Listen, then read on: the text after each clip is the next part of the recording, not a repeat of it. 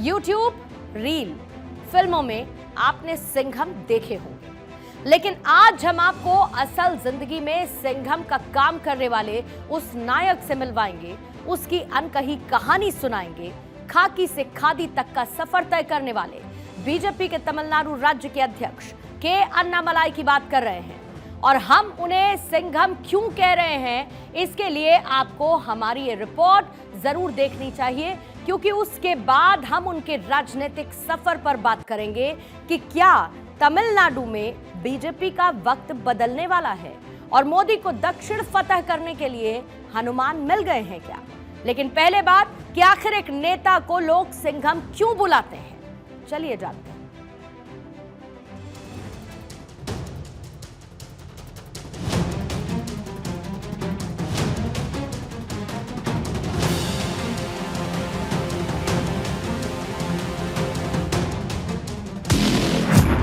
अन्नामलाई, दक्षिण का सिंघम।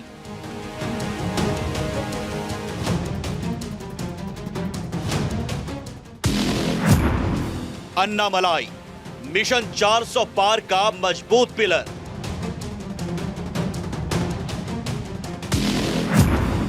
अन्नामलाई, मोदी का सारथी।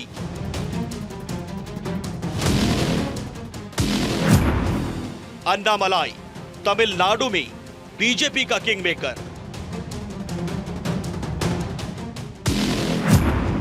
अन्नामलाई, जिसकी पीठ मोदी ने थपथपाई।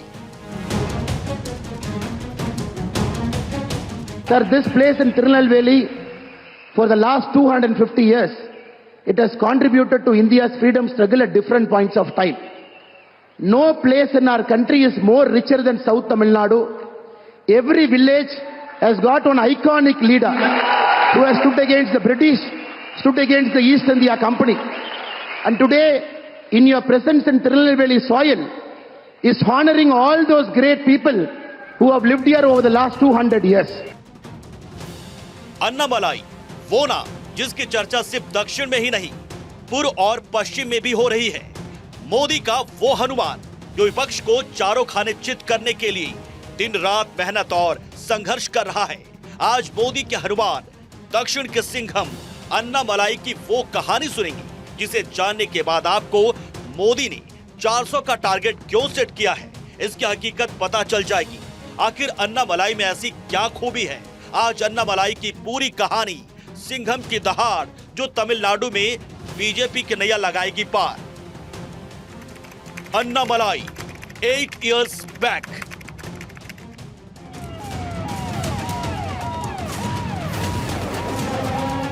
तारीख 26 जुलाई 2016, कर्नाटक के उडुपी जिले के पुलिस मुख्यालय के बाहर आम लोग प्रदर्शन कर रहे थे। खूब भीड़ थी। पुलिस मुख्यालय के बाहर पुलिस के विरोध में प्रदर्शन तो आम बात है, लेकिन लोगों का यह प्रदर्शन वहां के एसपी अन्नामलाई कुप्पुस्वामी के समर्थन और उनके तबादले के विरोध में था। लेकिन अगर ऐसा एक बार हुआ होता तो कोई बड़ी बात नहीं होती। लेकिन दोबारा 16 अक्टूबर 2018 को कर्नाटक के चिकमंगलुरु जिले के पुलिस मुख्यालय के बाहर भी ऐसा ही प्रदर्शन हुआ। इस बार भी इसी एसपी के समर्थन में और इनके तबादले के विरोध में। लोगों का कहना था कि ऐसा ईमानदार अफसर मिलना मुश्किल ही नहीं, नामुमकिन है। आपने शायद फिल्मों में ही पुलिस ऑफिसर के लिए इस तरह की दीवानगी देखी होगी। रियल लाइफ में किसी पुलिस ऑफिसर के लिए ऐसी दीवानगी शायद ही देखी होगी। यूट्यूब पर भी आपने अन्नामलाई के लिए लोगों की दीवानगी देखी होगी, क्योंकि अन्नामलाई आम लोगों के लिए किसी फरिश्ते से कम नहीं है। वैसे तो अन्नामलाई के बहादुरी के किस्से इतने हैं कि सुनाने के लिए घंटों घंटों का समय चाहिए, लेकिन आज हम आपको उनकी बहादुरी नहीं, उनकी राजनीति में एंट्री की कहानी सुनाते हैं।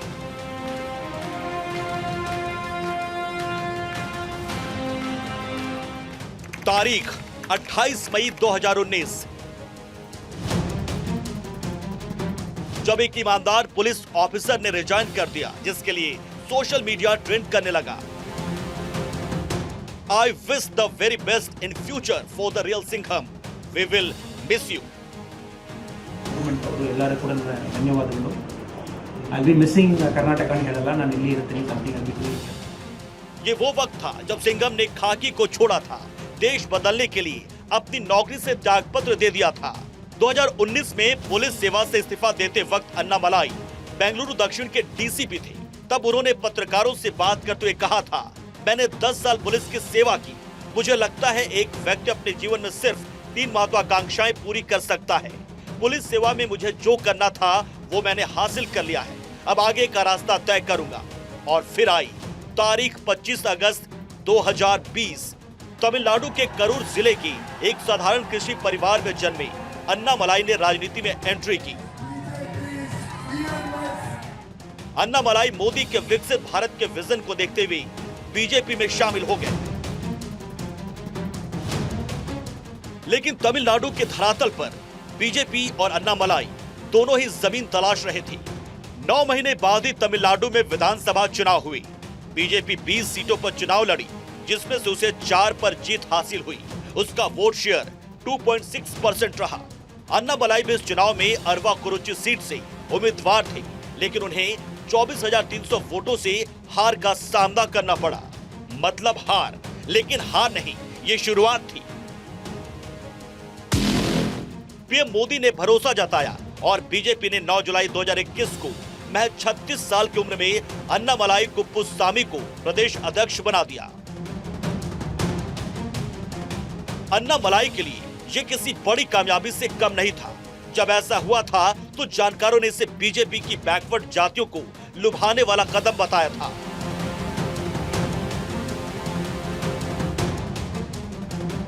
लेकिन अन्नामलाई तो अगड़े पिछड़े नहीं, मोदी के मिशन सबका साथ सबका विकास के लिए निकल पड़े।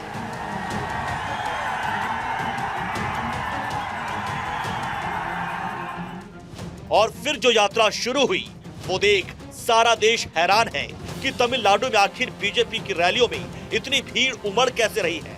इसके पीछे मोदी का वो मास्टर स्ट्रोक है जो दिखाई अब दे रहा है, लेकिन मोदी ने उसे 3 साल पहले चला था। इसलिए तो मोदी की रैलियों में आ रही भीड़ विपक्ष को टेंशन में ले आई है। इसलिए तो सनातन पर लगातार एक के बाद एक प्रहार हो रहे हैं। इसलिए तो नॉर्थ साउथ को बांटने का प्रयास हो रहा है। लेकिन मोदी का हनुमान मैदान में डटा हुआ है, और ऐसा डटा है कि विपक्ष पर जोरदार प्रहार कर रहा है। लेकिन कैसे? अन्नामलाई ने बीजेपी के लिए तमिलनाडु में जमीन तैयार की, बात उसकी करेंगे। Bureau report, Bharat 24। हमने आपको एक सिंघम के बारे में बताया कि वो सिंघम क्यों है और उसकी पॉपुलैरिटी क्या है। आपने अभी तक ये भी जाना कि खाकी से खादी में प्रवेश करने की कहानी क्या है, उस कहानी की जिसकी वजह से बीजेपी कैडर में एक नया जोश है, या फिर ये कह लीजिए कि जोश हाई है। तमिलनाडु में बीजेपी कार्यकर्ताओं में अन्नामलाई ने नई ऊर्जा पैदा कर दी, जो कि बीजेपी आज तक तमिलनाडु में जगह नहीं बना पाई। अब वो विपक्ष की जगह ले चुकी है और पीएम मोदी ने जो विश्वास अन्नामलाई पर जताया है उससे सत्ता पर भी काबिज हो जाए तो कोई आश्चर्य की बात नहीं होगी, क्योंकि जनता को जो आज दिखाई दे रहा है ये सिर्फ आज या कल में नहीं हुआ। 2014 से प्रधानमंत्री मोदी दक्षिण का द्वार खोलने के लिए लगे थे, लेकिन लोकल लेवल पर बीजेपी के पास ऐसा कोई नेता नहीं था जो जमीन पर पकड़ को मजबूत कर सके या फिर जमीनी हकीकत को जानता हो। मोदी के इस ख्वाब को पूरा किया के अन्नामलाई ने। कैसे पूरा किया वो आप इस रिपोर्ट के जरिए देखिए।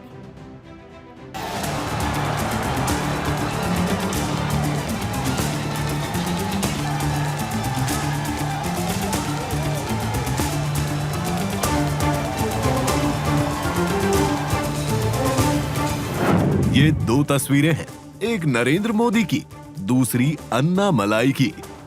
गुजरात के मुख्यमंत्री बनने से पहले उस वक्त के पीएम अटल बिहारी वाजपेयी जी ने भी पीएम मोदी की ऐसे ही पीठ थपथपाई थी, और उसके बाद मोदी ने कभी पीछे मुड़कर नहीं देखा।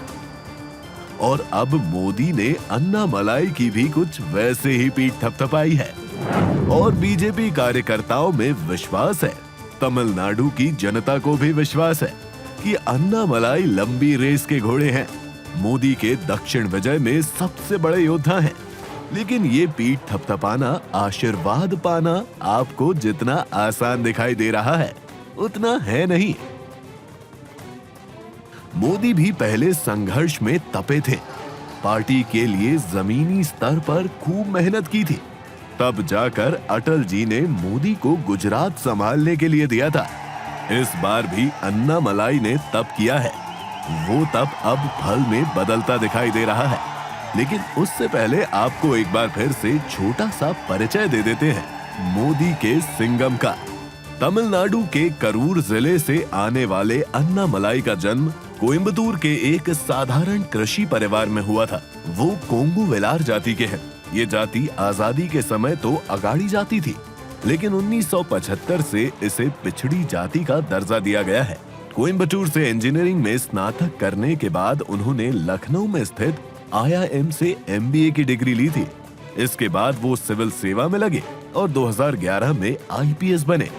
अन्नामलाई ने स्टेपिंग बियॉन्ड खाकी के नाम से एक किताब भी लिखी है। लेकिन आज सिर्फ बात उनकी राजनीति की कि अन्नामलाई के तौर पर बीजेपी को ऐसा नेता मिल गया है जिसे तमिलनाडु के युवा देखना और सुनना चाहते हैं।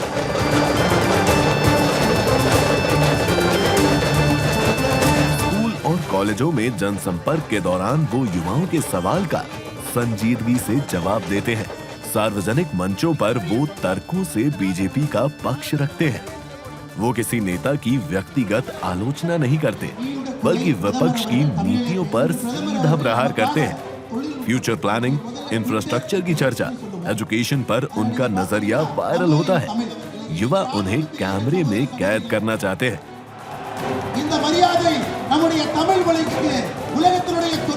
हाल ही में एक वीडियो वायरल हुआ जिसमें एक बुजुर्ग ने उनके गले पर थपकी दे दी।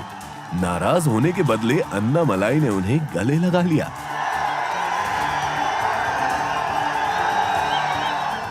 अन्नामलाई युवाओं के आइकॉन बन चुके हैं।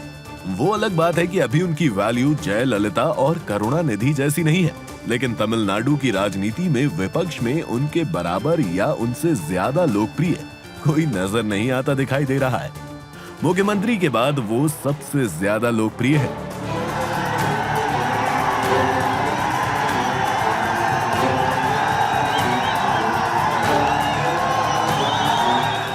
अपनी पदयात्रा के दौरान उन्होंने शराब की दुकान बंद कराने का बयान दे दिया। उनके इस बयान पर पूरे राज्य में चर्चा होती रही। बीजेपी के किसी नेता के बयान पर ऐसी चर्चा तमिलनाडु में पहले कभी नहीं हुई थी। उन्होंने बीजेपी की हिंदी समर्थक और ब्राह्मणों की पार्टी वाली छवि भी तोड़ दी। विपक्ष के नेता और स्थानीय मीडिया ने भी उन्हें तमिलनाडु के राइजिंग स्टार का खिताब दे दिया है। इसका फायदा बीजेपी को मिलना स्वाभाविक है। राजनीतिक एक्सपर्ट भी मानते हैं कि अन्नामलाई की मेहनत से बीजेपी का वोट प्रतिशत बढ़ना तय है। ये सीटों में कितना कन्वर्ट होता है, ये नतीजे आने के बाद ही पता चलेगा। तमिलनाडु में बीजेपी की छवि हिंदू और हिंदी समर्थक रही है। द्रविड़ राजनीति के गढ़ में ये मिथक कायम रहा है कि बीजेपी उन पर हिंदी थोप रही है। द्रविड़ आंदोलन करने वाले पेरियार के गढ़ में लोगों ने राष्ट्रीय दलों के बजाय प्रांतीय पार्टी का दामन थामे रखा। पिछले लोकसभा चुनाव में बीजेपी को तमिलनाडु में सिर्फ 3.6% वोट मिले थे। 5 सीटों पर AIDMK के साथ चुनाव लड़ने के बाद भी एक सीट नहीं मिली थी। अब आलम यह है कि बीजेपी की रैलियों में लोगों की भीड़ जुट रही है। IPS से राजनेता बने के अन्नामलाई ने पिछले 3 साल में तमिलनाडु में बीजेपी को जीत का दावेदार बना दिया है।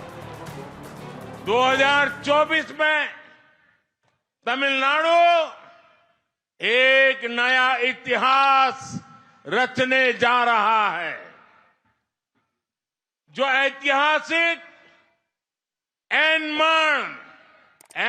मक्कर पदयात्रा आज पूरी हुई है, वो इसका सबसे बड़ा सबूत है। मैं विशेष रूप से अपने युवा और ऊर्जावान सहयोगी भाई अन्नामलाई को अनेक अनेक शुभकामनाएं देता हूं।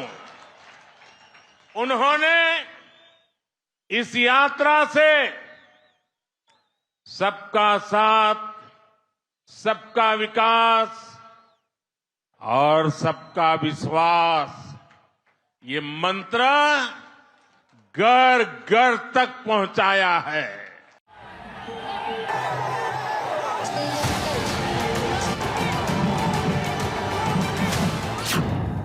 अन्नामलाई ने एन मन एन मक्कल यानी मेरी भूमि मेरे लोग यात्रा के जरिए बीजेपी को तमिलनाडु के घर घर पहुंचा दिया।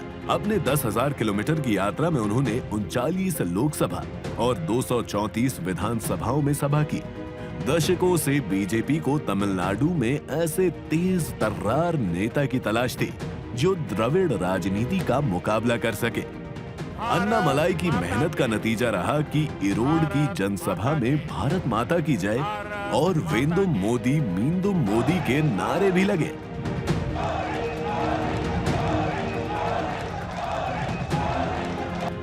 ये बदलाव देखकर पीएम मोदी भी खुश दिखाई दे रहे हैं।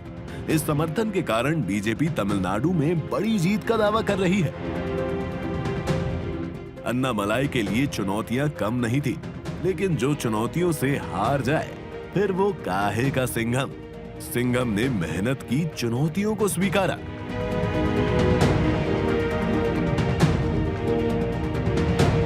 तमिलनाडु में अपनी पकड़ बनाने के लिए अन्नामलाई की सबसे बड़ी चुनौती प्रदेश में नया कैडर खड़ा करना था। इसके अलावा अन्नामलाई को मजबूत विपक्ष बनना था, जिसे अन्नामलाई ने बखूबी निभाया और कैडर भी तैयार किया और विपक्ष भी तैयार किया। मोदी का अन्नामलाई पर इतना भरोसा कि अन्नामलाई की खातिर दक्षिण में अपना सब कुछ कुर्बान करने के लिए तैयार हो गए। दरअसल तमिलनाडु बीजेपी अध्यक्ष अन्नामलाई की वजह से एनडीए गठबंधन में बड़ा बवाल हो गया था। उनसे नाराज होकर ऑल एआईएडीएमके ने बीजेपी से नाता तोड़ लिया है। एआईएडीएमके के नेता तमिलनाडु में बीजेपी प्रदेश अध्यक्ष के अन्नामलाई के बयानों से नाराज थे। अन्नामलाई ने द्रविड़ आइकॉन सीएन अन्नादुरई पर टिप्पणी की थी। 11 सितंबर को उन्होंने आरोप लगाया कि अन्नादुरई ने साल 1956 में मदुरई में एक कार्यक्रम में हिंदू धर्म का अपमान किया था। अन्नामलाई के इस बयान को लेकर एआईएडीएमके ने भारी नाराजगी थी। उसके वरिष्ठ नेताओं ने अन्नामलाई से माफी मांगने को कहा था, लेकिन बीजेपी स्टेट प्रेसिडेंट का साफ कहना था कि उन्होंने कुछ गलत नहीं बोला है, इसलिए माफी नहीं मांगेंगे। सूत्रों के मुताबिक इसके बाद एआईएडीएमके की तरफ से अन्नामलाई के इस्तीफे की मांग की गई, जिसे लेकर बीजेपी में सहमति नहीं बनी और कुल मिलाकर गठबंधन टूट गया। देखा जाए तो गठबंधन टूटना बीजेपी के लिए बड़े झटके जैसा था, लेकिन फिर भी पार्टी अन्नामलाई के साथ मजबूती से खड़ी रही। दरअसल अन्नामलाई जिस समुदाय से आते हैं उसी से पलानी स्वामी भी आते हैं। पलानी स्वामी वेल्ला गोंडार जाति के बड़े नेता भी माने जाते हैं। इस जाति का तमिलनाडु में एक रणनीतिक महत्व भी है। ऐसे में अन्नामलाई पलानी स्वामी के वोट बैंक में सेंधमारी कर बीजेपी को फायदा पहुंचा सकते हैं। दक्षिण भारत में भारतीय जनता पार्टी 2014 और 2019 के लोकसभा चुनाव में मोदी लहर के बावजूद कुछ खास नहीं कर पाई थी। ऐसे में अन्नामलाई का प्रदेश अध्यक्ष होने का पार्टी को फायदा मिल सकता है। दरअसल अन्नामलाई न सिर्फ तमिलनाडु के लोकल नेता हैं, बल्कि युवा नेताओं में भी शामिल हैं। इससे लोगों के बीच संदेश जाएगा कि बीजेपी समय के साथ चलने वाली पार्टी है। ये न सिर्फ स्थानीय लोगों को मौका दे रही है, बल्कि युवाओं और शिक्षित लोगों को भी अपनी पार्टी में शामिल कर रही है। दक्षिण के 3 राज्य तमिलनाडु, केरल और आंध्र प्रदेश में भारतीय जनता पार्टी अपना खाता तक नहीं खोल पाई थी। दक्षिण भारत की 3 राज्यों में सीमा तमिलनाडु की सीमा से सटी हुई है। इन राज्यों में आंध्र प्रदेश, कर्नाटक और केरल शामिल है। जयललिता के निधन के बाद इन राज्यों में विपक्ष पूरी तरह कमजोर पड़ गई है। बीजेपी को जड़ें जमाने के लिए यही आसान मौका दिख रहा है। द्रविड़ विचारधारा के वर्चस्व वाले राज्य तमिलनाडु में अगर बीजेपी को अपनी जीत सुनिश्चित करनी है तो अन्नामलाई और मोदी की जोड़ी ही इसे संभव कर सकती है। और जनता में इन दोनों के लिए अच्छा खासा उत्साह भी दिखाई दे रहा है। Bureau report, Bharat 24।